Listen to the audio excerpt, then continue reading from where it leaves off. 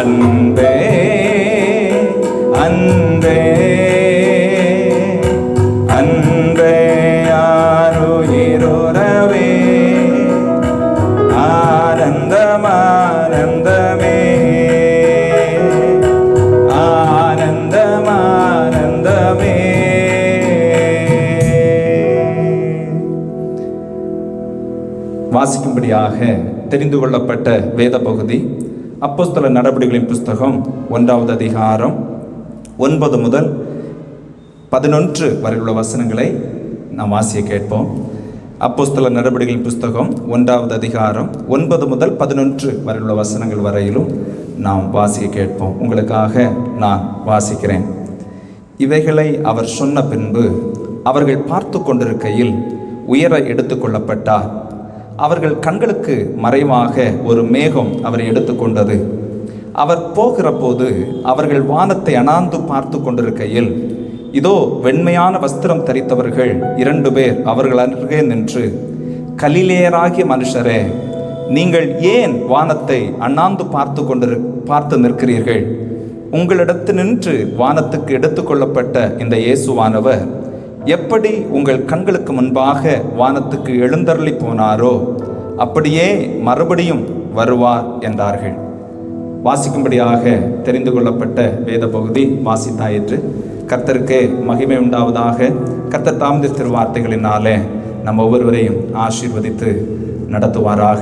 கிறிஸ்துவுக்குள் அன்பானவர்களே, ஆண்டவராகிய இயேசு கிறிஸ்து இந்த உலகத்தில் நமக்காக பிறந்து வளர்ந்து பாடுபட்டு சிலுவையில் மரித்து 3ஆம் நாள் உயிரோடு எழுந்த ஆண்டவர் 40 நாட்கள் இந்த உலகத்தில் தன்னுடைய சீடர்களுக்கு தம்மை வெளிப்படுத்தி அவர் உயிரோடு இந்த உலகத்தில் இருக்கிறார் என்பதனை அவர் பகிரங்கமாக அநேகருக்கு தம்மை அறிமுகப்படுத்தி தொடர்ந்து அவர் இந்த உலகத்தை விட்டு பரத்திற்கு நேராக, பரலோக ராஜ்யத்திற்கு நேராக பரமேறி போன அந்த நாளை நினைவு கூறுகிற ஒரு ஆராதனையாக இந்த ஆராதனை நமக்கு காணப்படுகிறது. ஆண்டவராகிய இயேசு கிறிஸ்து பரமேறி தன்னுடைய பிதாவினிடத்தில் கடந்து சென்ற நாளை நினைவு கூறுகிற நாள் தான் இந்த நாள்.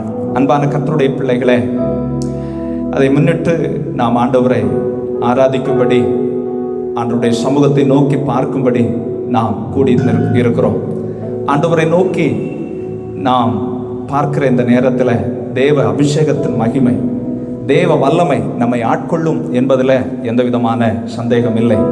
கிறிஸ்துவுக்குள் அன்பானவர்களே, நாம் கர்த்தருடைய வார்த்தைகளை தியானிப்பதற்கு முன்பதாக இந்த நாளிலும் நாம் கொஞ்ச நேரம் நாம் பரலோகத்தின் தேவனை நாம் ஆராதிக்க போகிறோம். அவர் நல்லவர். அவர் துதிக்கு ஸ்தோத்திரத்திற்கு பாத்திரராக இருக்கிறார். எங்கே என் நாமத்தினாலே 2 அல்லது 3 பேர் கூடி வருகிறீர்களோ அங்கே நான் இருப்பேன் என்று சொன்ன என் அன்பின் தெய்வம் நம்மத்திலே உள்ளாகும்படி வந்திருக்கிறார். இருதயத்தின் ஆழத்தில் நம்ம ஆண்டவரை ஸ்தோத்தரிக்க போகிறோம். எல்லாரும் வாய்களை திறந்து கர்த்தரை ஸ்தோத்தரிக்க போகிறோம். ஆண்டவர் கிருபையாய் நம்மை நடத்தி கொண்டு வந்திருக்கிறார். ஆச்சரியமாய் நம்மை நடத்தி கொண்டு வந்திருக்கிறார். ஒரு குறைவும் வராதபடி ஆண்டவர் நம்மை அற்புதகரமாய் நடத்தி கொண்டு வந்தார்.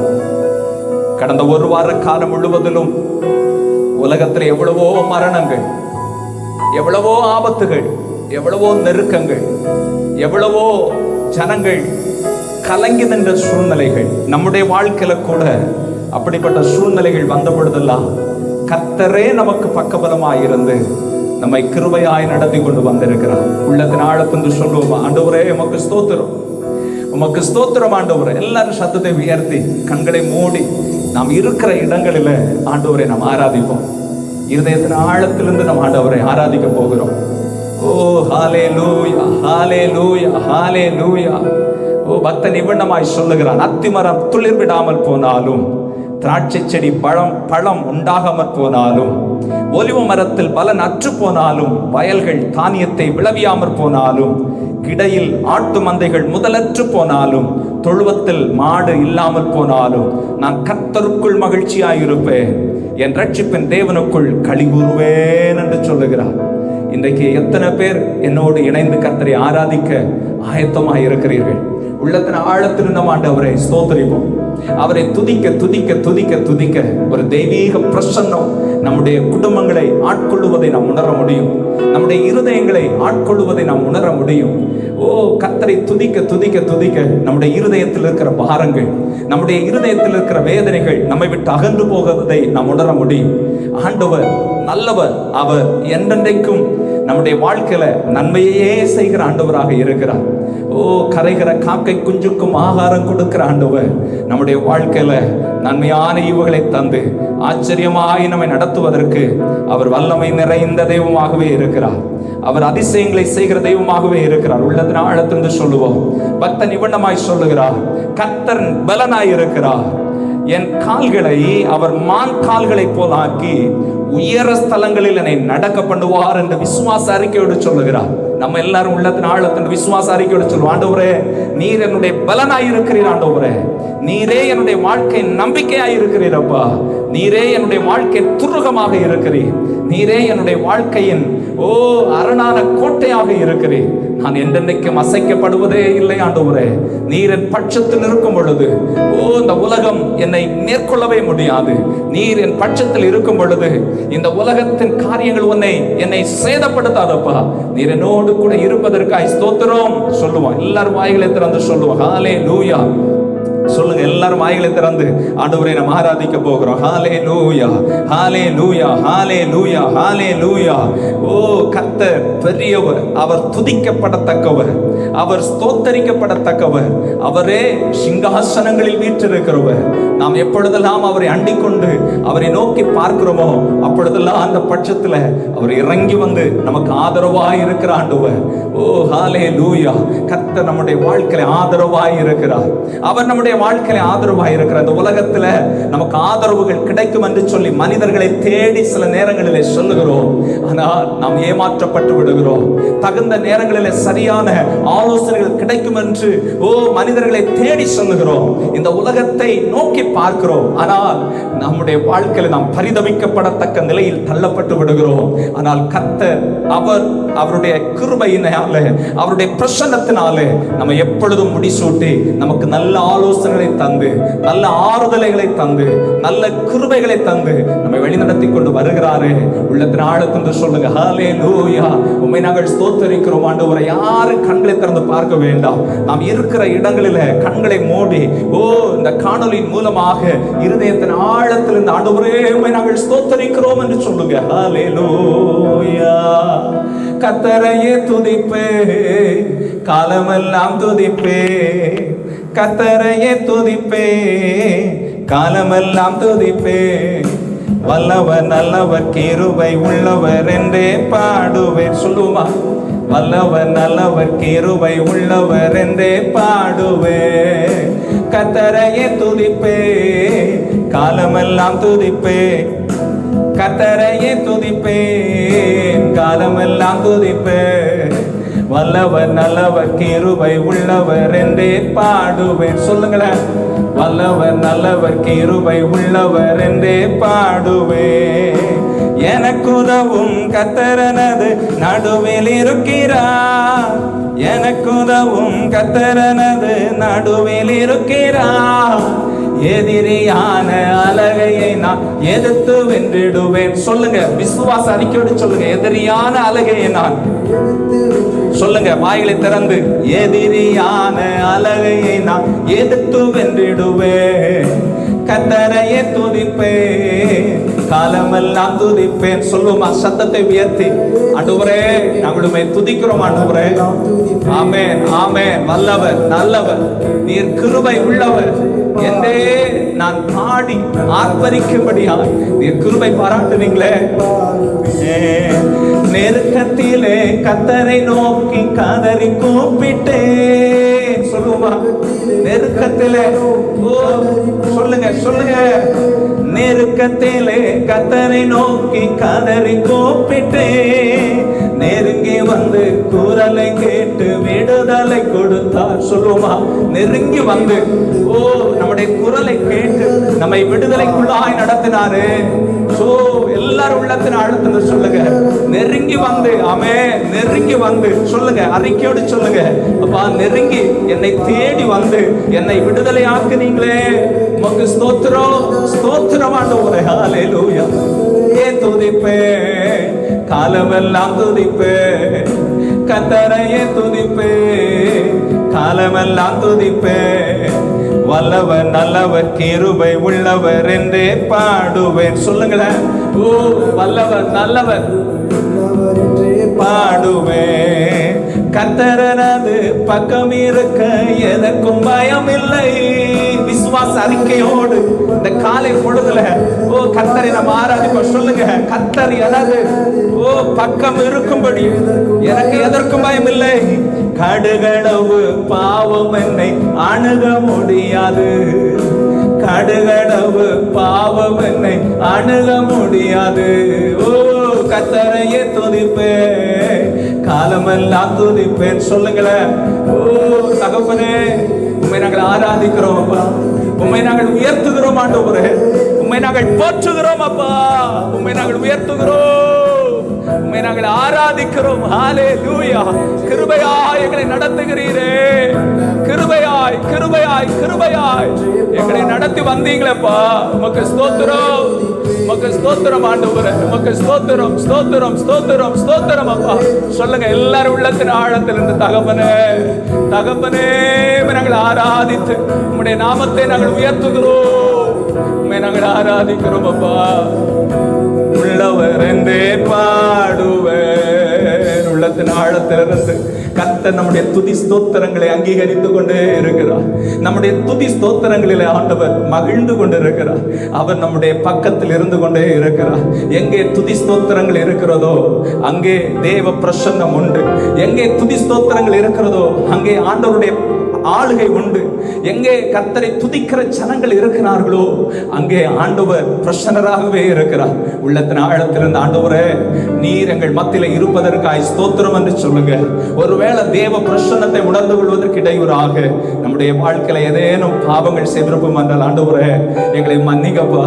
இந்த காலை பொழுதுல எங்களை ஒரு விசை எங்களை கழுவி உம்முடைய கல்வாரி சிலுவையின் இரத்தத்தினால எங்களுடைய பாவங்கள் எல்லாம் கழுவி சுத்திகரிங்க ஆண்டவரே. எல்லாரும் வாய்களை திறந்து கேட்போமா? யாரும் மௌனமா இருக்க வேண்டாம். சத்தத்தை உயர்த்தி இருதயத்தின் அடி ஆழத்திலிருந்து சொல்லுங்க. ஓ மனஸ்தாபப்பட்ட இருதயத்தோடு, ஓ வேதனை உண்டாக்கும் வழி என்னிடத்தில் உண்டோ என்று ஆராய்ந்து பாரும் ஆண்டவரே. உம்மை நான் மனஸ்தாபப்பட வைத்த காரியங்கள் ஏதேனும் உண்டோ என்று என்னை ஆராய்ந்து பாரும் அப்பா. என்னை உணர்த்துங்க ஆண்டவரே. இந்த பாவங்கள் எல்லாம் நான் விடுதலையாக விரும்புகிறேன். சொல்லுங்க, எல்லாரும் வாய்களை திறந்து சொல்லுங்க. அப்பா நீங்க தான்ப்பா என்னுடைய வாழ்க்கையின் வழியும் சத்தியமும் ஜீவனுமாய் இருக்கிறீர். நீர்தான் ஆண்டவரே வழியும் சத்தியமும் ஜீவனுமாய் இருக்கிறீர். ஓ என்னை பலப்படுத்த உம்மால் மட்டும்தான் முடியும். என்னை சுகப்படுத்த உம்மால் மட்டும்தான் முடியும். என்னுடைய பாவ கட்டுகளில் என்னை விடுதலை ஆக்கும்படி ஓ உம்மால் மட்டும்தான் முடியும். சொல்லுங்க, எல்லாரும் வாய்களை திறந்து சொல்லுங்க. உங்கள் பாவங்கள் செக்கசவே இருந்தாலும் அதை பஞ்சை போல் வெண்மையாக்குவேன் என்று சொன்னீங்களே. கிழக்குக்கும் மேற்குக்கும் எவ்வளவு தூரமோ அவ்வளவு தூரமாய் உன் பாவத்தை நான் அகற்றி விட்டேன் என்று சொல்லுகிறீரே.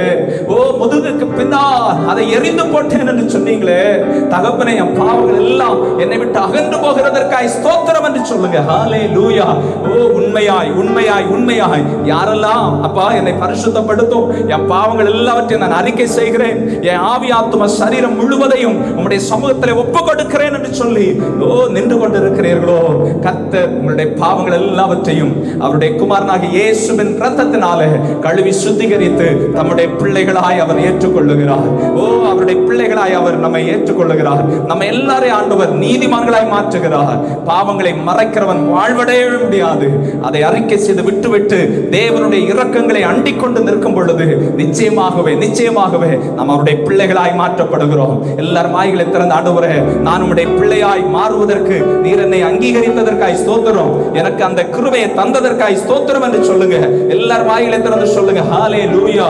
என் ஆத்துமா மண்ணோடு ஒட்டி கொண்டிருக்கிறது ஆண்டவரே, உம்முடைய வசனத்தின்படி என்னை உயிர்ப்பீங்க ஆண்டவரே. சொல்லுங்களாமா? எல்லாரும் வாய்களை திறந்து சொல்லலாமா? ஆண்டவரே இந்த காலை பொழுதுல அப்பா அந்த மண்ணுக்குரிய காரியங்களையே நான் சிந்தித்துக் கொண்டிருக்கிறேன். ஆண்டவரே என்னை உம்முடைய வசனத்தின்படி என்னை உயிர்ப்பீங்கப்பா, உயிர்ப்பீங்க ஆண்டவரே. என்னுடைய ஆவிக்குரிய வாழ்க்கையில ஒரு உயிர்த்தல் உண்டாகட்டும் ஆண்டவரே. என்னுடைய ஆவிக்குரிய வாழ்க்கையில ஒரு எழுப்புதல் உண்டாகட்டும் ஆண்டவரே. ஓ ஹல்லேலூயா. என் குடும்பத்துல, என் பிள்ளைகளுடைய வாழ்க்கையில, என் சபையில, ஓ என் தேசத்துல ஒரு எழுப்புதலை கர்த்தர் கட்டளையிடுங்கப்பா. சொல்லுங்க, எல்லாரும் வாயிலை திறந்து சொல்லுங்க. ஹல்லேலூயா. என் தேசத்துல இருக்கிற இந்த கொடிய கொள்ளை வியாதிகளை கர்த்தர் அறிந்திருக்கிறீர் ஆண்டவரே. இந்த கொரோனா தொற்று வியாதியை நீர் அறிந்திருக்கிறீரப்பா. அதனால எத்தனையோ ஜனங்கள் மடிந்து கொண்டிருக்கிறார்களே. சுமார் 3 லட்சத்திற்கும் அதிகமான மக்கள் ஆண்டவரே உலகத்துல மடிந்து போய் விட்டார்களே. தனக்கு அருமையானவர்களை இழந்து கண்ணீரோடு வேதனையோடு நிற்கிற மக்களுக்காக நாங்கள் ஜெபிக்கிறோம். கர்த்தர் அவர்களை ஆறுதல் படுத்துங்கப்பா. இந்த கொரோனா தொற்று வியாதிகள் இயேசுவின் நாமத்தில் எங்களுடைய தேசங்களை விட்டு, இந்த உலகத்தை விட்டு வெளியேறட்டும் அப்பா, வெளியேறட்டும் அப்பா. வெகு சீக்கிரமாக நாங்கள் நிரந்தரமான ஒரு விடுதலையை கண்டுகொள்ளும்படி கர்த்தர் உதவி செய்வீராக. அதற்கு இடையூறாக எங்களுடைய பாவங்கள் ஏதேனும் இருக்குமானால், எங்களுடைய தேசத்தின் பாவங்கள் இருக்குமானால், ஆண்டவரே எங்களுடைய சபையின் பாவங்கள் இருக்குமானால், எங்களுடைய தனிப்பட்ட வாழ்க்கையின் பாவங்கள் ஏதேனும் இருக்குமானால், இன்னும் மன்னிக்கப்படாத பாவங்கள் ஏதேனும் இருக்குமானால், ஆண்டவரே மன்னிங்க ஆண்டவரே. சொல்லுங்க எல்லாரும் கேட்போமா, எல்லாரும் கேட்போம். ஆண்டவரே எங்களுடைய தேசத்தை நீர் சுகமாக்குவதற்கு, ஆண்டவரே தேசத்தில் இந்த கொடிய வியாதியை விலக்குவதற்கு என்னில் ஏதேனும் குறைகள் இருக்குமானா, என்னில் ஏதேனும் பாவங்கள் இருக்குமானா, என் குடும்பத்தில் ஏதேனும் பாவங்கள் இருக்குமானா, என் சபையில என் பாவங்கள் ஏதேனும் இருக்குமானா, என் தேசத்தில் இருக்குமானா, தயவாய் மன்னியும் ஆண்டவரே, மன்னிங்கப்பா. கேட்போம். ஆண்டவர் நிச்சயமாய் நம்முடைய பாவங்கள் எல்லாவற்றையும் மன்னித்து நம்முடைய அர்ப்பணிப்புள்ள இருதயத்தை கண்ணோக்கி பார்த்து அவர் சீக்கிரமாய் நமக்கு சகாயம் பண்ணுவார்.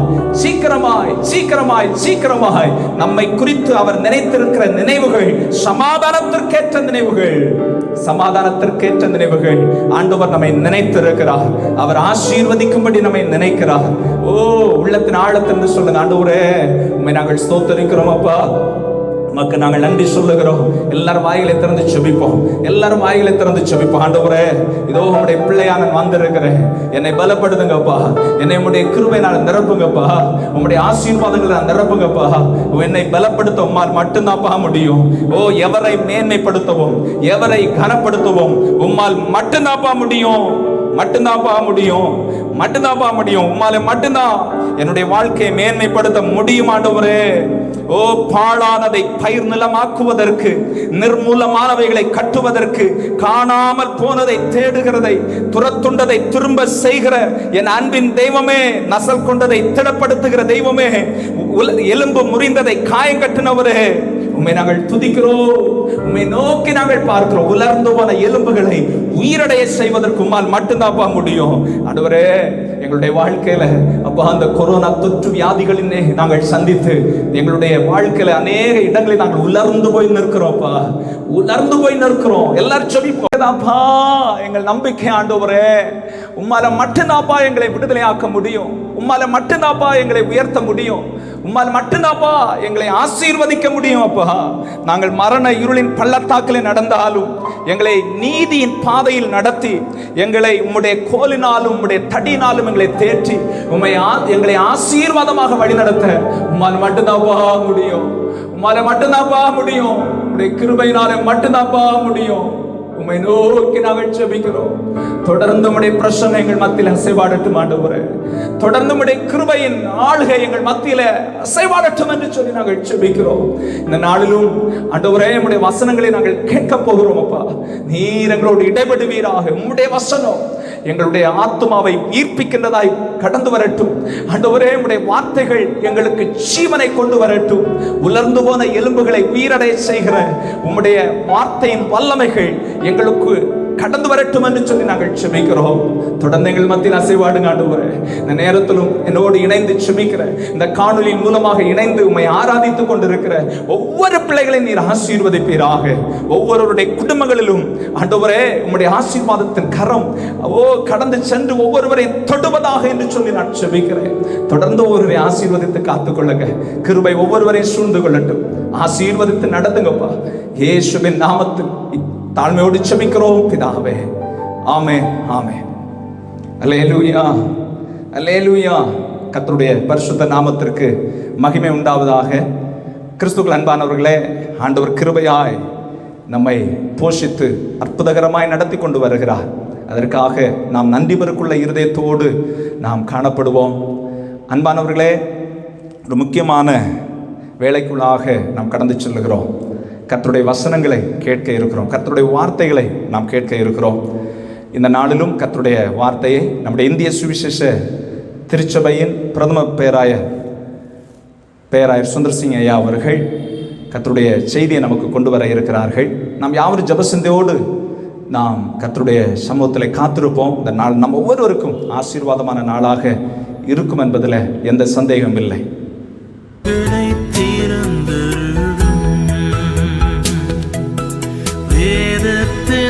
அதிசயம் காணவே கண்களை திறந்தருளும். கிறிஸ்துவுக்குள் அன்பானவர்களே, இந்த நாளிலே இந்த காணொளி நிகழ்ச்சியின் மூலமாக உங்களை சந்திப்பதிலும் உங்களோடு கூட ஆண்டவருடைய அருள் செய்தியை பகிர்ந்து கொள்வதிலும் பெரும் மகிழ்ச்சி அடைகிறேன். அதற்காக ஆண்டவருக்கும் சபையின் போதகருக்கும் நான் என்னுடைய நன்றியை தெரிவித்துக் கொள்கிறேன். நம்முடைய ஆண்டவராய் இயேசு கிறிஸ்துவானவர் அவர் இருந்தவரும் இருக்கிறவரும் வருகிறவருமாயிருக்கிறார் என்று வெளிப்படுத்தின விசேஷம் 1ஆம் அதிகாரத்திலே நாம் படிக்கிறோம்.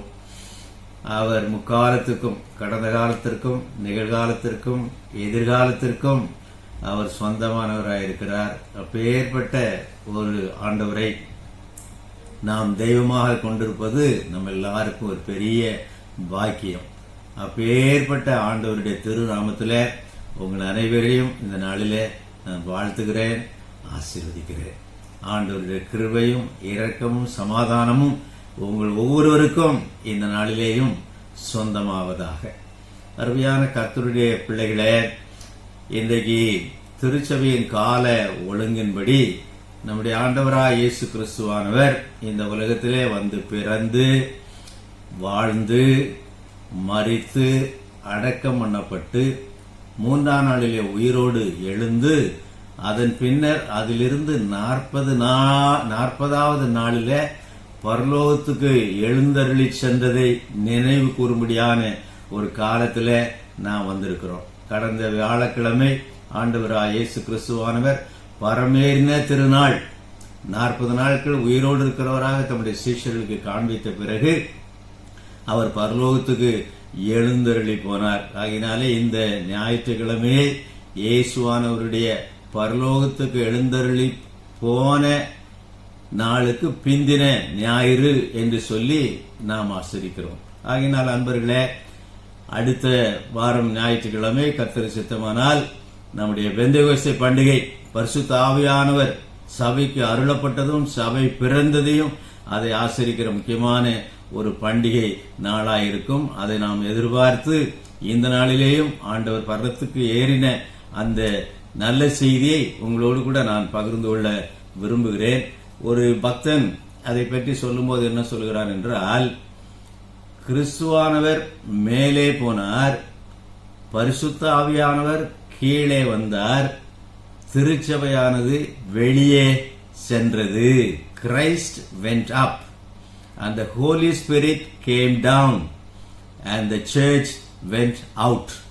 மேலே போனதும் கீழே இறங்கினதும் சபை வெளியே சென்றதுமாக பார்க்கிறோம். அதனாலே இந்த பரிசுத்த ஆவியானவர் நம்மை நடத்துகிறபடி பரலோகத்துக்கு எழுந்தருளி போன இந்த இயேசுநாதரை பற்றி அவர் ஏன் அமிதமாக எல்லாரும் பார்க்க முடியாத பரலோகத்துக்கு போனார் என்றும் அவர் எதற்காக பரலோகத்துக்கு போனார் என்றும் இந்த நாளிலே உங்களோடு கூட சுருக்கமாக நான் வேத வசனத்தின் அடிப்படையில் பகிர்ந்து கொள்ள விரும்புகிறேன்.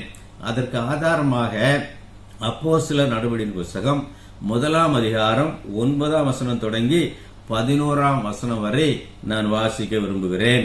அப்போஸ்தலர் 1:9 முதல் 11 வரை. இவைகளை அவர் சொன்ன பின்பு அவர்கள் பார்த்து கொண்டிருக்கையில் உயர எடுத்து கொள்ளப்பட்டார். அவர்கள் கண்களுக்கு மறைவாக ஒரு மேகம் அவரை எடுத்து கொண்டது. 10வது வசனம், அவர் போகிற போது அவர்கள் வானத்தை அண்ணாந்து பார்த்து கொண்டிருக்கையில் இதோ வெண்மையான வஸ்திரம் தரித்தவர்கள் 2 பேர் அவர்கள் அருகே நின்று, 11ஆம் வசனம், கலிலேயராகிய மனுஷரே, நீங்கள் ஏன் வானத்தை அண்ணாந்து பார்த்து நிற்கிறீர்கள்?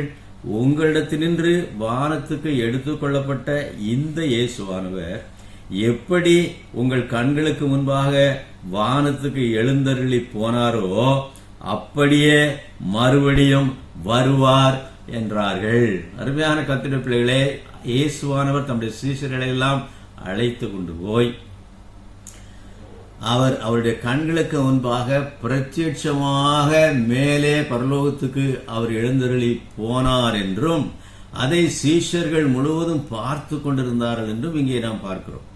அங்கே 2 தேவதூதர்கள் தோன்றி அவர் எப்படி போனாரோ அப்படி மறுபடியுமாய் வருவார் என்று அவருடைய 2ஆம் வருகையை குறித்தும் சொல்லப்பட்ட முக்கியமான சங்கதியை இங்கே நாம் பார்க்கிறோம். இந்த நாளிலே நம்முடைய பிரசங்க வசனம் 9வது வசனம், அவர்கள் பார்த்து கொண்டிருக்கையில் உயர எடுத்து கொள்ளப்பட்டார். அவர்கள் பார்த்து கொண்டிருக்கையில் அவருடைய கண்களுக்கு முன்பாக பிரத்யட்சமாக ஆகாயத்திலே எப்படி எலியாவை அங்கே அக்கினி ரதம் அதை எடுத்துக்கொண்டு போனதோ அது போல அதை எலிசா பார்த்தது போல இங்கே ஆண்டவராய் இயேசு கிறிஸ்துவானவர் தம்முடைய சீஷர்களுக்கு முன்பாக அவர் நேரே பரலோகத்துக்கு எடுத்துக்கொள்ளப்படுகிறார். அந்த எடுத்துக்கொள்ளப்பட்ட இயேசு அப்படியே மறுபடியும் திரும்பவுமாக வருவார் என்பதையும் இந்த வசனங்களிலே நாம் படிக்கிறோம். ஆகினாலே 2 முக்கியமான குறிப்புகள். முதலாவதாக, ஏன் அவர் எல்லாருக்கும் முன்பாக பரமேறினார்?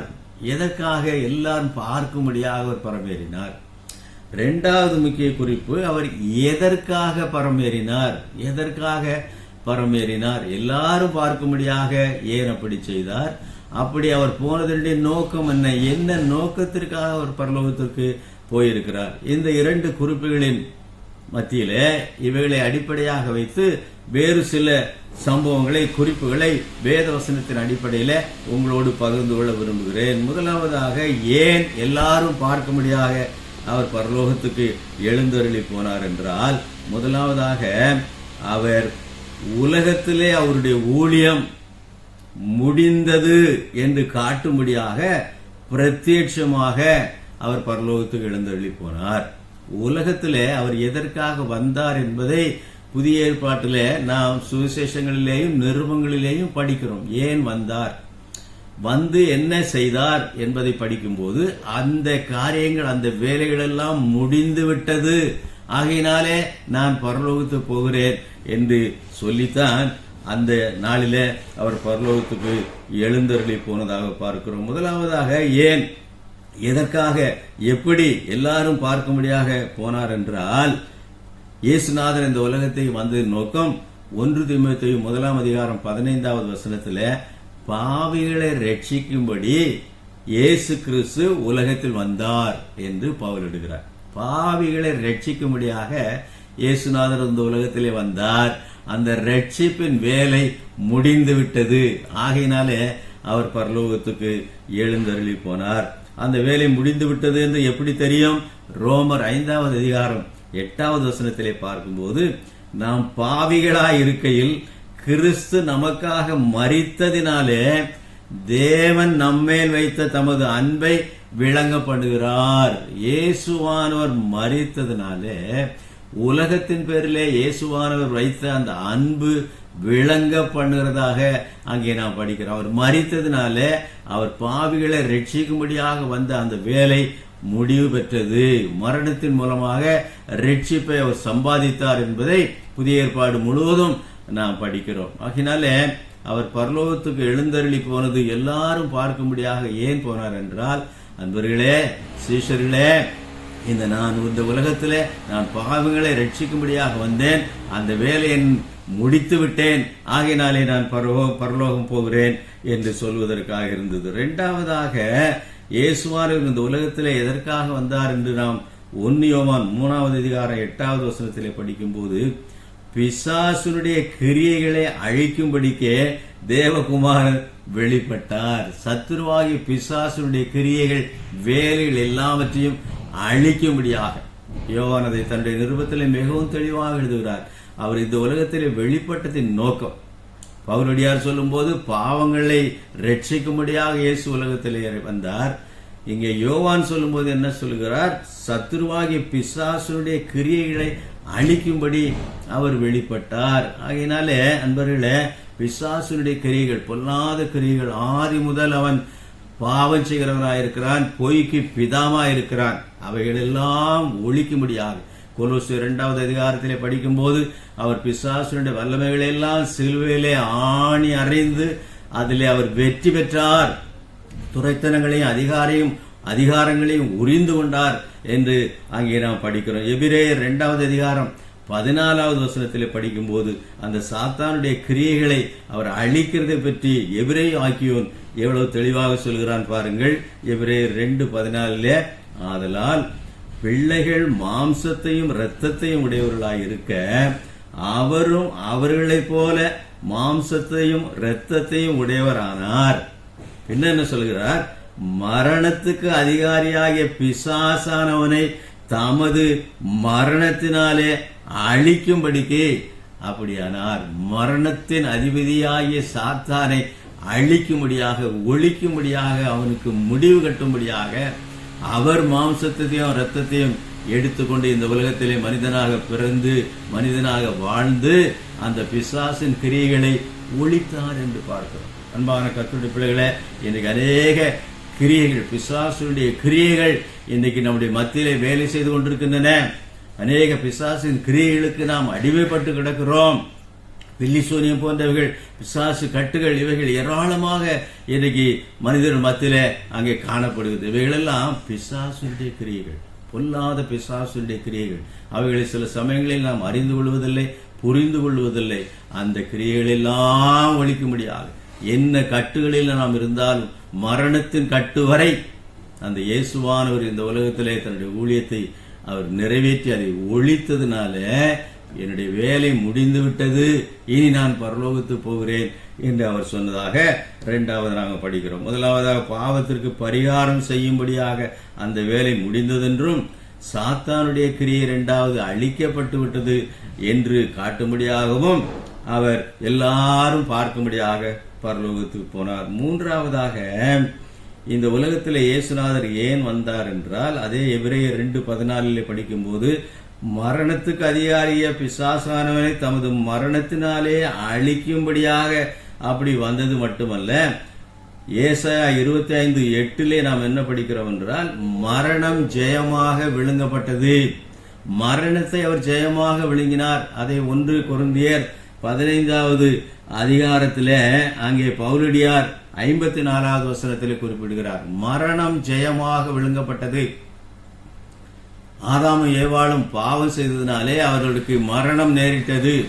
சரீர பிரகாரமான மரணம் அதற்கு பிறகுதான் ஏற்பட்டது. அன்பர்களே, அந்த மரணத்தின் கூரையெல்லாம் ஒடிக்கும்படியாக, மரணத்தோடு ஒரு மனிதனுடைய வாழ்க்கை முடிந்து போவதில்லை, அவனுக்கு மறுவாழ்வு இருக்கிறது என்பதை காட்டும்படியாக இயேசுவானவர் மரித்து அடக்கம் பண்ணப்பட்டு அவர் உயிரோடு எழும்பினார். ஆகினாலே மரணத்துக்கு அதிகாரிய பிசாசவனை ஒழிப்பதென்றால் மரணத்தையே ஒழித்து விட்டார். மரணமே உன் கூரைங்கே, பாதாளமே உன் ஜெயமெங்கே என்று பவுலடியார் 1 கொரிந்தியர் 15வது அதிகாரத்திலே கெர்ச்சிக்கிறதை, சந்தோஷமாக முழங்குகிறதை அங்கே நாம் பார்க்கிறோம். இயேசுவானவர் என்ன சொல்கிறார்? இந்த உலகத்திலே நான் வந்தது மரணத்தின் கூரை ஒடிக்கும்படியாக, அதை நான் ஒழித்து விட்டேன், நான் இப்போது உயிரோடு இருக்கிறேன், நான் பரலோகத்துக்கு போகிறேன் என்று சொல்லி எல்லாருடைய கண்களுக்கு முன்பாக அவர் பரலோகத்துக்கு எழுந்தருளி போனார். அது மட்டுமல்ல, தம்முடைய சீஷர்கள் எல்லாருக்கும் அதை ஒரு வெளிப்படையாக, ஒரு சாட்சியாக அதை காட்டும்படியாக அவர் போனார், பரலோகத்துக்கு எழுந்தருளி போனார் என்று பார்க்கிறோம். அப்போஸ்தலர் 1வது அதிகாரம் 11ஆம் வசனத்திலே அதைத்தான் நாம் பார்க்கிறோம். எல்லாரும் பார்த்தார்கள். மனுஷரே, நீங்கள் ஏன் வானத்தை அண்ணாந்து பார்த்து நிற்கிறீர்கள் என்று சொல்லி அவர்களுக்கு நான் உயிரோடு இருக்கிறேன், நான் பரலோகத்துக்கு போகிறேன் என்று தத்ரூபமாக காட்டும்படியாக ஒரு எவிடன்ஸ், ஒரு அத்தாட்சி, அதற்காக அவர் எல்லாருடைய கண்களுக்கு முன்பாக எழுந்தருளி போனார் என்று நாம் பார்க்கிறோம். அவர் எப்படி போனாரோ அப்படியே வருவார் என்ற செய்தியும் அங்கே சொல்லப்படுது. மறுபடியும் வருவார் என்ற செய்தி அங்கே சொல்லப்படுகிறது. அது மட்டுமல்ல, அவரை பின்பற்றின யாவருக்கும் ஒரு நல்ல ஆலோசனையை கொடுக்கும்படியாக, ஒரு கட்டளையை கொடுக்கும்படியாக எல்லாருக்கும் முன்பாகவும் பரலோகத்துக்கு எழுந்தருளி போனார். ஒரு கட்டளை கொடுக்கும்படியாக, அந்த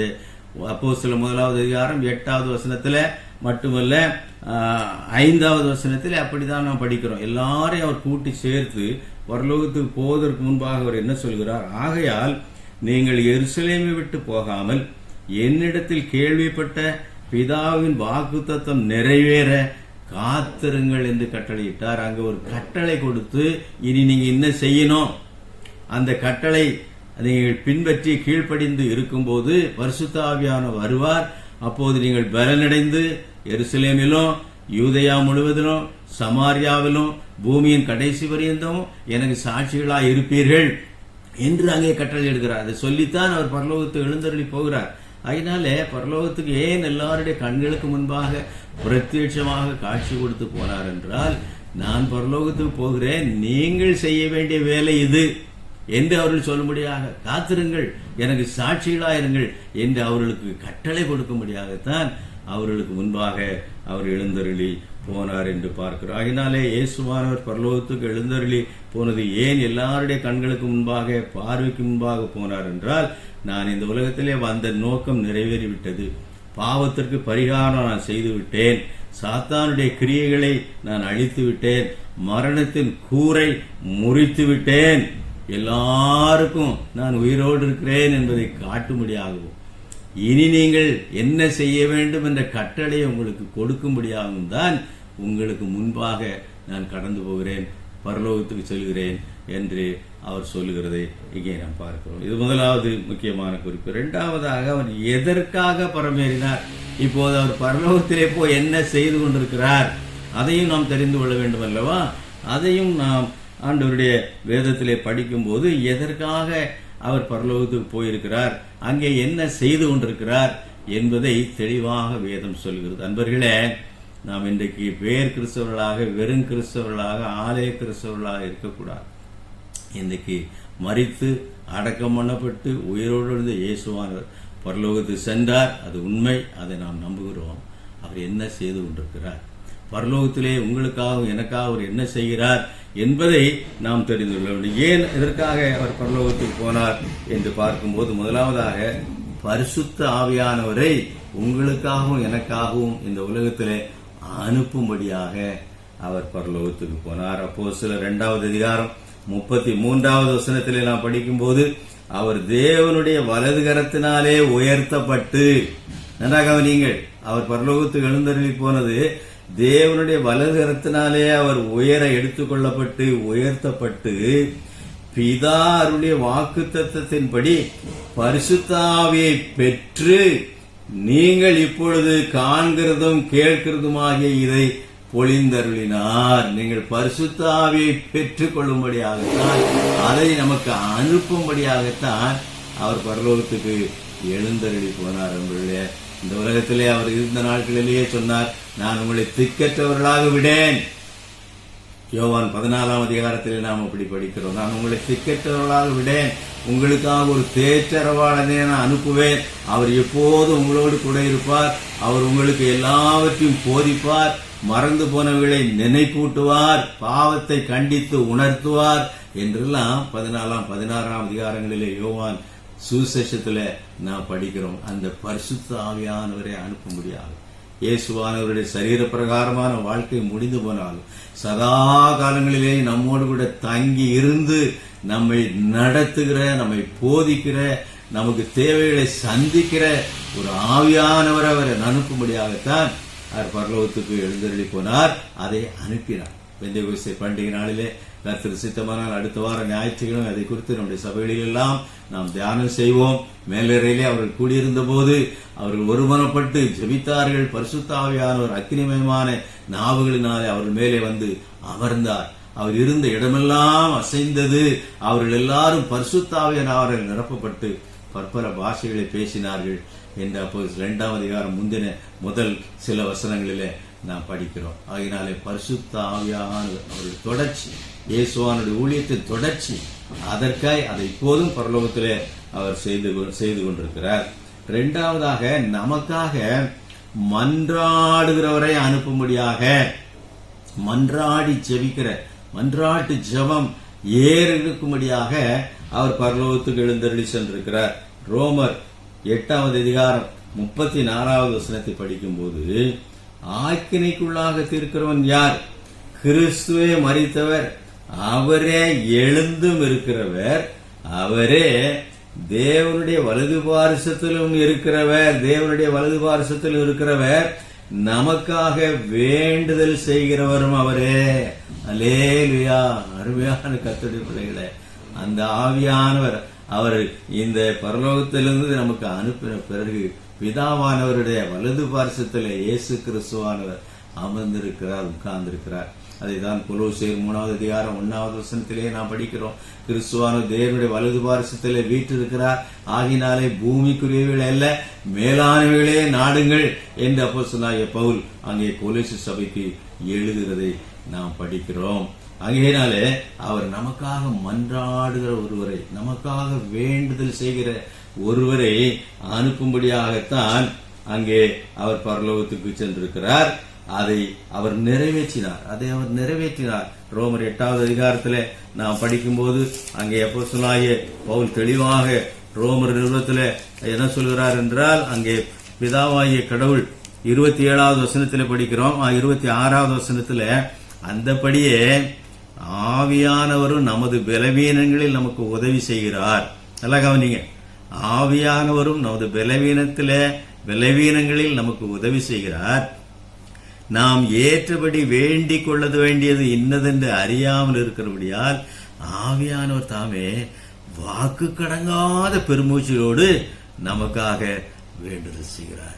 வாக்கு கடங்காத பெருமூச்சுகளோடு கூட, அதிக அக்கறையோடு கூட, நம்முடைய பேரிலே பரிதாபம் கொண்டு நமக்காக அவர் மன்றாடி செபிக்கிறவராயிருக்கிறார். அடுத்த வசனம் 27வது வசனத்துல, ஆவியானவர் தேவனுடைய சித்தத்தின்படியே பரிசுத்தவான்களுக்காக வேண்டுதல் செய்கிறபடினால் இருதயங்களை ஆராய்ந்து பார்க்கிறவர் ஆவியின் சிந்தை என்னதென்று அறிவார் என்று அங்கே சொல்லுகிறார். அதனாலே பரிசுத்தவான்களுக்காக அவர் வேண்டுதல் செய்கிறார். உங்களுக்காகவும் எனக்காகவும் யார் வேண்டுதல் செய்தாலும் செய்யாமல் ஆண்டவராகிய இயேசு கிறிஸ்து நமக்காக அங்கே மன்றாடுகிறவராயிருக்கிறார். அதற்காகத்தான் அவர் பரலோகத்துக்கு போயிருக்கிறார். நண்பர்களே, ஆகினாலே அதை நாம் உற்சாகமாக எடுத்துக்கொள்ளலாம். நமக்காக வேண்டுதல் செய்கிறவர், நமக்காக மன்றாடுகிறவர், நமக்காக விண்ணப்பம் பண்ணுகிறவர், ஜெபிக்கிறவர் அவர் பரலோகத்திலே இருந்து, பிதாவின் வலது பாரிசத்திலே இருந்து அதை செய்து கொண்டிருக்கிறார். மூன்றாவதாக, நமக்காக பரிந்து பேசுகிறவரே அனுப்பும்படியாக, அவரே நமக்காக பிதாவினிடத்தில் வேண்டுதல் செய்கிறது மட்டுமல்ல, நமக்காக பரிந்து பேசுகிறவரை அனுப்பும்படியாகத்தான் அவர் பரலோகத்துக்கு சென்றிருக்கிறார். 1 யோவான் 2வது அதிகாரம் 1வது வசனத்திலே படிக்கும்போது, என் பிள்ளைகளே, நீங்கள் பாவம் செய்யாதபடிக்கு இவைகளை உங்களுக்கு எழுதுகிறேன். ஒருவன் பாவம் செய்வானால் நீதிபரராயிருக்கிற இயேசு கிறிஸ்து நமக்காக பிதாவினிடத்தில் பரிந்து பேசுகிறவராயிருக்கிறார். வலது பாரிசத்திலே சென்று, பிதாவினுடைய வலது பாரிசத்தில் சென்று உட்கார்ந்து இருக்கிற இயேசு கிறிஸ்து என்ன செய்கிறார்? நமக்காக பிதாவினிடத்தில் பரிந்து பேசுகிறவராயிருக்கிறார், மன்றாடி கேட்கிறவராயிருக்கிறார். நமக்காக ஒரு நீதிபதி போல, ஒரு நியாயாதிபதி போல நமக்காக நம்முடைய வழக்குகளை எடுத்து அவர் பரிந்து பேசுகிறவராயிருக்கிறார். லூக்கா சுவிசேஷத்துல இயேசுவானவர் சொன்ன ஓமையை நாம் படிக்கிறோம். ஒருவனுக்கு ஒரு தோட்டம் இருந்தது. அந்த தோட்டத்துல அங்கே ஒரு மரம் இருந்தது. அந்த மரத்திலே கனி வரும்படியாக தேடும்படியாக அந்த சொந்தக்காரன் வருகிறார். அங்கே கனி ஒன்றும் அந்த மரத்திலே காணப்படவில்லை. அதனாலே இயேசுவான அந்த வேலைக்காரனை பார்த்து, தோட்டக்காரனை பார்த்து என்ன சொல்கிறார்? இது ஏன்பா நிலத்தை கெடுக்கிறது, இந்த மரத்தை வெட்டி போடு என்று சொல்லுகிறார். அப்போது அந்த வேலைக்காரன், அந்த தோட்டக்காரன் எஜமானிடத்தில் மன்று, ஐயா, இந்த வருஷம் அது இருக்கட்டும், நான் கொத்தி எரு போடுவேன், தண்ணி ஊத்துவேன், எரு போடுவேன், கனி கொடுத்தால் சரி, கனி கொடுக்காவிட்டால் அடுத்த வருஷம் வெட்டி போடலாம் ஐயா என்று அந்த தோட்டக்காரன் எஜமானிடத்தில் மன்றாடுகிறான். அருமையான கர்த்தருடைய பிள்ளைகளே, அதே போல இன்றைக்கு இயேசுவானவர், அந்த பிதாவானவர் வலது பாரிசத்தில் உட்கார்ந்து கொண்டு உங்களுக்காகவும் எனக்காகவும் நம்முடைய பாவங்கள் அக்கிரமங்கள் எல்லாம் அவர் மன்னிக்கும்படியாக அவர் திருந்தி விடுவான். என் மகன் சரியாகி விடுவான், என்னுடைய மகள் எல்லாம் திருந்து விடுவாள், மனம் திரும்பி வந்து விடுவாள் என்று சொல்லி உங்களுக்காக எனக்காக பரிந்து பேசுகிறவராக இருக்கிறார். இன்னைக்கு அப்பேற்பட்ட ஒரு சூழ்நிலை இல்லை என்றால் நீங்கள் யோசித்து பாருங்கள். நம்முடைய பாவங்களுக்கு தக்கதாக நமக்கு ஆண்டவர் சரி கட்டி இருப்பார் என்றால், நம்முடைய அக்கிரமங்களுக்கு தக்கதாக அவர் நமக்கு எல்லா நீதி நியாயத்தை செய்திருப்பார் என்றால் இன்னைக்கு நாம் உலகத்தில் இருக்க முடியுமா? முடியாத நண்பர்களே. சதா காலம் இடைவிடாமல் உங்களுக்காக எனக்காக பரிந்து பேசிக் கொண்டிருக்கிற இயேசுவானவர் தான் பிதாவின் வலது பார்சத்தில் இருக்கிறார். ஆகையினாலே தான் நீங்களும் நானும் இன்றைக்கு உயிரோடு இருக்கிறோம். எரேமியா புலம்பலிலே பாடும்போது என்ன சொல்கிறார்? நான் நிர்மூலமாக இருப்பது அவருடைய கிருபையே, அவருடைய இரக்கங்களுக்கு முடிவில்லை, அவைகள் காலைதோறும் புதியவைகள் என்று அவன் சொல்கிறான். ஒவ்வொரு நாளும் புதிய கிருபைகளை நாம் பெற்றுக்கொள்ளும்படியாக அந்த பரத்துக்கு ஏறின இயேசுவானவர் தன்னுடைய பிதாவினிடத்தில் உங்களுக்காக எனக்காக நாள்தோறும் பரிந்து பேசுகிறவராயிருக்கிறார். நம்மை சிபாரிசு செய்கிறவராயிருக்கிறார். நம்மை உயர்த்தும்படியாக, நம்மை கனப்படுத்தும்படியாக அவர் அங்கே பரிந்து பேசிக் கொண்டிருக்கிறார். அதற்காகத்தான் அவர் பரலோகத்துக்கு போனார். நான்காவதாக, மனுஷர்களுக்கு வரங்களை அனுப்பும்படியாக, திருச்சபைக்கு ஆவிக்குரிய வரங்களை அனுப்பும்படியாக அவர் பரலோகத்துக்கு எழுந்தருளி போயிருக்கிறார். எபேசியர் 4வது அதிகாரம் 8வது வசனத்திலே படிக்கும்போது, ஆதலால் அவர் உன்னதத்திற்கு ஏறி, நல்லா கவனிங்க, அவர் பரலோகத்துக்கு ஏறி உன்னதத்திற்கு ஏறி சிறைப்பட்டவர்களை சிறையாக்கி மனுஷர்களுக்கு வரங்களை அளித்தார் என்று சொல்லி இருக்கிறார். ஆமேன், ஆமேன். அப்போஸ்தலனாகிய பவுல் அந்த உண்மை எவ்வளவு தெளிவாக எழுதுகிறார் பாருங்கள். எபேசு சபைக்கு எழுதும்போது 4வது அதிகாரத்தில் அவர் உன்னதத்திற்கு ஏறி சிறைப்பட்டவர்களை சிறையாக்கி, அதாவது அடிமைத்தனத்துக்கு சொந்தக்காரர்களை அடிமைகளாக்கி மனுஷர்களாகிய நமக்கு, அவருடைய பிள்ளைகளுக்கு அவர் வரங்களை அளிக்கிறார். கிஃப்ட்ஸ், ஸ்பிரிச்சுவல் கிஃப்ட்ஸ், ஆவிக்குரிய வரங்கள். 9 முக்கியமான வரங்கள் ரோமர்ல, அங்கே 12வது அதிகாரத்திலே, 1 கொரிந்தியர் 12வது அதிகாரத்திலே இவைகளிலே நாம் படிக்கிறோம். இன்னொரு பக்தன் வரங்கள் நூற்றுக்கணக்காக இருக்கிறது என்று சொல்லுகிறார். அது எத்தனை வரங்களாக இருந்தால் நண்பர்களே, இந்த வரங்களெல்லாம் நமக்கு அளிக்க முடியாது. பிசாசிலிருந்து மக்களுக்கு விடுதலை கொடுக்க முடியாக, வியாதியிலிருந்து விடுதலை கொடுக்க முடியாக, சுகம் கொடுக்க முடியாக இப்பேற்பட்ட வரங்களை நமக்கு கொடுத்திருக்கிறார். அறிவை உணர்த்தும் வசனத்தை போதிக்கும்படியாக, பிசாசுடைய கிரியைகளை அறிந்து கொள்ளும்படியாக அவர் பேர்பட்ட வரங்களை, ஏராளமான வரங்களை திருச்சபை கொடுத்திருக்கிறார். மக்களுக்கு அவர் கொடுத்திருக்கிறார். அதை நமக்கு தரும்படியாகத்தான் இயேசுவார் இந்த உலகத்திலிருந்த நாட்களிலே என்னவெல்லாம் செய்தாரோ அவைகளெல்லாம் நாம் செய்யும்படியாக ஒரு நாளிலே தம்முடைய சீஷர்களை பார்த்தே சொன்னார், இவைகளை பார்க்கும் பெரிய காரியங்களை நீங்கள் செய்வீர்கள். அதாவது நான் செய்த இந்த கிரியைகளை காட்டிலும் நீங்கள் அதிகமாக செய்வீர்கள், நான் செய்த அற்புதங்களை காட்டிலும் நீங்கள் அதிகமாக அற்புதங்கள் செய்வீர்கள் என்று சொல்லக்கூடிய அளவுக்கு தம்முடைய சீஷர்களுக்கு இயேசுவான உலகத்தில் இருந்த நாட்களிலே சொல்லுகிறது யோவான் நிருபத்தில், யோவான் சுவிசேஷத்தில் நாம் படிக்கிறோம். ஆகையினால் நண்பர்களே, வரங்கள் வரங்கள் இன்னைக்கு வரங்கள் ஆபரேஷன் செய்து கொண்டிருக்கின்றன. அநேக கர்த்தருடைய பிள்ளைகளை கர்த்தர் தன்னுடைய வல்லமையினாலே வரங்களை கொடுத்து அவர்களை பயன்படுத்தி கொண்டு வருகிறார். திருச்சபைகள் ஊன்ற கட்டப்படுகிறது. ஆவிக்குரிய வாழ்க்கையிலே அவர்கள் வளர்கிறார்கள். பாவத்தினின்று விலகி ஜெயமுள்ள வாழ்க்கை செய்யும்படியாக அப்பேற்பட்ட வரங்களை அவர் கொடுத்திருக்கிறார். மனுஷருக்கு வரங்களை அனுப்பும்படியாக அவர் பரலோகத்துக்கு சென்றிருக்கிறார்.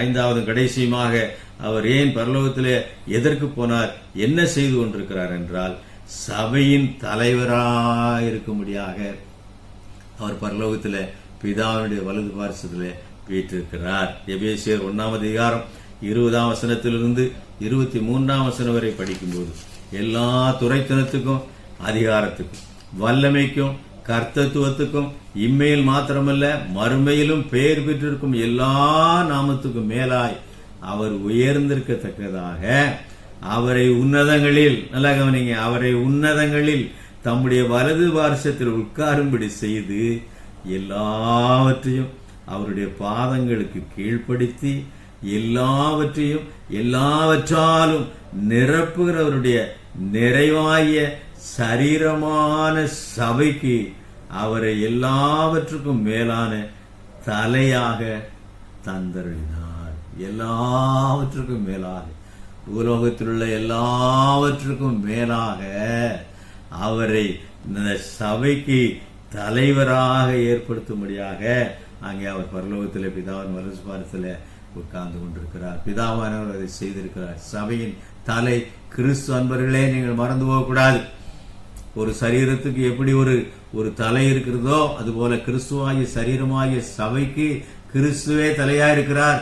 கிறிஸ்துதான் சபையின் சொந்தக்காரர், அதை மறக்கக்கூடாது. அப்போஸ்தலர் 20வது அதிகாரத்துல நாம் படிக்கும்போது அங்கே அவர் தம்முடைய சொந்த இரத்தத்தினாலே சபை விலை கிரயம் கொடுத்து வாங்கினார் என்று நாம் படிக்கிறோம். அவருடைய குமாரனா இயேசு கிறிஸ்துவின் சொந்த இரத்தத்தை விலை கிரயமாக கொடுத்து வாங்கினார். அதிலே பரிசுத்த ஆவியானவரை ஆளுகை செய்யும்படியாக அதை ஏற்படுத்தி இருக்கிறார் என்று அங்கே நாம் படிக்கிறோம். ஆம் அன்பர்களே, சபையின் தலைவர் இயேசு என்பதை நாம் மறந்து போகக்கூடாது. அதனாலே இன்றைக்கு பரலோகத்திலே அவர் எதற்காக எழுந்திருக்கிறார், அங்கே என்ன செய்து கொண்டிருக்கிறார் என்றால், அவர் முதலாவதாக பரிசுத்த ஆவியை அனுப்பும்படியாக அவர் பரலோகத்துக்கு போனார். நமக்காக மன்றாடுகிறவரை அனுப்பும்படியாக அவர் பரலோகத்திலே வீற்றிருக்கிறார். நமக்காக பரிந்து பேசுகிறவரை அவர் அனுப்பும்படியாக அங்கே பரலோகத்துக்கு சென்றிருக்கிறார். மனுஷருக்கு வரங்களை அளிக்கவும் ஆவிக்குரிய வரங்களை அளவில்லாமல் தந்து தமது சபையை கட்டி காக்க பக்தி விருத்திக்கு ஏதுவாக வளர்க்க அதை வரங்களை அனுப்பும்படியாகவும் கடைசியாக சபையின் தலைவராக இருக்கும்படியாகவும் அவர் பரலோகத்திலே உட்கார்ந்து கொண்டிருக்கிறார். இந்த சபையின் தலைவராகிய இயேசுவை இந்த நாளிலே நாம் ஏற்றுக்கொண்டு பரலோகத்திலே நமக்காக என்னென்ன அற்புதமான காரியங்கள் எல்லாம் அவர் செய்து கொண்டிருக்கிறார் என்பதை நாம் விசுவாசித்து இன்னும் அதிகமாக நம்முடைய வாழ்க்கையை நாம் அவருக்கு ஒப்புக் கொடுப்போம். அதனாலே அப்போஸ்தலர் 1ஆம் அதிகாரம் 19வது வசனம் என்ன சொல்கிறது? அந்த சீஷர்கள் பார்த்து கொண்டிருக்கையில் உயர எடுத்துக் கொள்ளப்பட்டார். அது மட்டுமல்ல, அவர்கள் போகிற போது அவர்களை அங்கே அண்ணாந்து பார்த்திருந்த சீஷர்களை பார்த்து அங்கே தேவதூதர்கள் என்ன சொல்கிறார்கள்? அவர் எப்படி எழுந்தருளி போனாரோ அப்படியே மறுபடியுமாய் திரும்பவும் வருவார். அன்பான கர்த்தருடைய பிள்ளைகளே, நமக்கு ஒரு வருகையின் ஆண்டவருடைய வருகையின் நிச்சயம் இந்த செய்தியிலே கொடுக்கப்படுகிறது. ஒரு வருகை ஒன்று இருக்கிறது. அவர் மறுபடியும் வரப்போகிறார். நம்ம எல்லாரையும் தம்மோடு கூட சேர்த்து கொள்ளும்படியாக அவர் வருகையின் நாள் இருக்கிறது.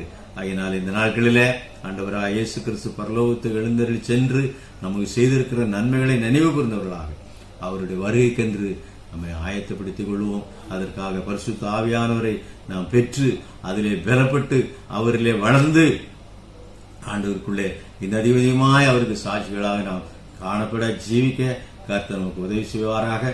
மறுபடியும் உங்கள் ஒவ்வொருவரையும் இருந்தவரும் இருக்கிறவரும் வருகிறவருமாக இயேசு கிறிஸ்துவின் திருப்பெயரிலே வாழ்த்துகிறேன், ஆசீர்வதிக்கிறேன். அவருடைய நன்மையும் கிருபையும் உங்களோடு என்னென்னைக்கு இருப்பதாக. ஆமேன், ஆமேன். அல்லேலூயா, அல்லேலூயா. கர்த்தருடைய பரிசுத்த நாமத்திற்கு மகிமை உண்டாவதாக. ஆண்டவராகிய இயேசு கிறிஸ்து ஏன் எல்லா மக்களை கூட்டி சேர்த்து எல்லாருக்கும் முன்பாக அவர் பரமேறி போனார்? எதற்காக பரமேறி போனார் என்கின்ற ஆழமான சத்தியங்களை நம்மத்தில பகிர்ந்தளித்த அன்பு ஐயா அவர்களுக்கு இயேசுவின் நாமத்தினால திருச்சபையின் சார்பாக நன்றியும் வாழ்த்துக்களையும் தெரிவித்துக் கொள்கிறோம். தொடர்ந்து ஐயா அவர்களுக்காக நாம் ஜெபிப்போம். கர்த்தர் நல்ல சுகபலனை கொடுத்து கர்த்தருடைய ஜனத்தை சத்தியத்தின் பாதையில வழிநடத்தி செல்லக்கூடிய உன்னதமான பலனை கர்த்தர் தந்தருளுவாராக. இப்பொழுது நம்ம எல்லாரும் கண்களை மூடி ஜெபிக்கலாம். கிருபையும் இரக்கமும் பரிசுத்தமும் நிறைந்த எங்கள் நல்ல ஆண்டவரே, நாங்கள் கேட்ட உம்முடைய வார்த்தைகளுக்காக உமக்கு ஸ்தோத்திரம். நீர் எங்களுக்காகவே இந்த உலகத்தில் கடந்து வந்தீர், எங்களுக்காகவே இந்த உலகத்தில் பாடுபட்டீர், எங்களுக்காகவே மரித்தீர், எங்களுக்காகவே 3ஆம் நாள் உயிரோடு எழுந்து 40 நாட்கள் உம்முடைய சீடர்களுக்கும் உம்மை பின்பற்றின ஜனங்களுக்கும் உம்மை வெளிப்படுத்தி எல்லாரையும் கூட்டி சேர்த்து ஒலிவ மலையில நீர் பரமேறி போன அந்த நிகழ்வை, நீர் ஏன் எதற்காக பரமேறி போனீர் என்கின்ற ஆழமான சத்தியங்களை கேட்க கர்த்தர் உதவி செய்தீரே, உமக்கு ஸ்தோத்திரம். ஆண்டவரே, நீர் எங்களுக்காக வைத்திருக்கிற அந்த ரட்சிப்பையும் பாவ மன்னிப்பையும் பரிசுத்தாவினுடைய அபிஷேகத்தை தொடர்ந்து நாங்கள் பெற்றுக்கொண்டு சாத்தானை ஜெயம் எடுக்கிற ஒரு வாழ்க்கை வாழ நீர் எங்களுக்கு உதவி செய்துள்ள வேண்டும் என்று நாங்கள் ஜெபிக்கிறோம். செய்தி கொடுத்த அன்பு ஐயாவை கர்த்தர் தொடர்ந்து பலப்படுத்தும், கிருபை சூழ்ந்து கொள்ளட்டும். இந்த நாளிலும் வசனத்தை கேட்ட ஒவ்வொருவரையும் ஆசீர்வதிங்கப்பா. ஆண்டவரே, இந்த நாளிலும் உம்முடைய வார்த்தைகளை கேட்டுக்கொண்டிருக்கிற பிள்ளைகள் பலவீனங்களோடு யாராவது இருப்பார்களானால் இயேசுவின் நாமத்தில் சுகம் பெறுவார்களாக. கண்ணீரோடு, கவலைகளோடு, வேதனைகளோடு, துக்கங்களோடு, துயரங்களோடு யாரேனும் இருப்பார்கள் என்றால் இயேசுவின் அதிகாரமுள்ள நாமத்தினாலே அன்பு பிள்ளைகள் ஆறுதல் அடைவார்களாக, சுகம் அடைவார்களாக, பலனடைவார்களாக என்று சொல்லி நான் ஜெபிக்கிறேன். உம்முடைய சன்னிதானத்தில் நின்று கொண்டு ஆண்டவரே, அன்பு பிள்ளைகளை வாழ்த்தி ஆசீர்வதிக்கிறேன் அப்பா. உம்முடைய ஸ்தானாதிபதியாக உம்முடைய சமூகத்தில் நின்று கொண்டு ஆசீர்வதிக்கிற அந்த ஆசீர்வாதம் ஒவ்வொருடைய குடும்பங்களையும் சூழ்ந்து கொள்ளட்டும், பாதுகாக்கட்டும், வழிநடத்தட்டும் என்று சொல்லி நான் ஜெபிக்கிறேன். சகல துதி கன மகிமையாவும் உமக்கு ஒருவருக்கே செலுத்துகிறோம்.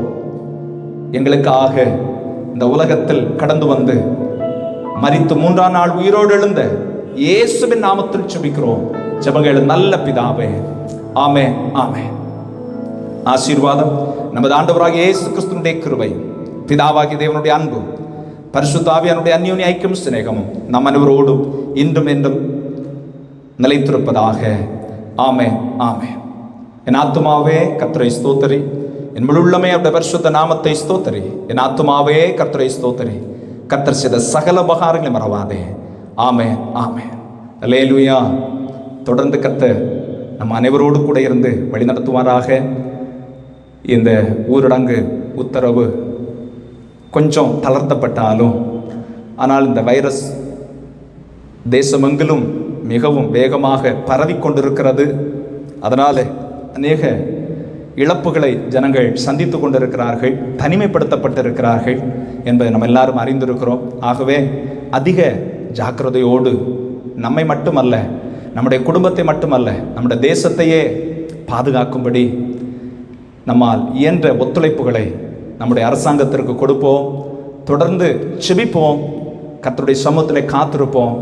கர்த்தர் நம்ம ஒவ்வொருவரையும் அற்புதகரமாய் பாதுகாத்து வழிநடத்துவாராக. ஆமென். God bless you, God bless you.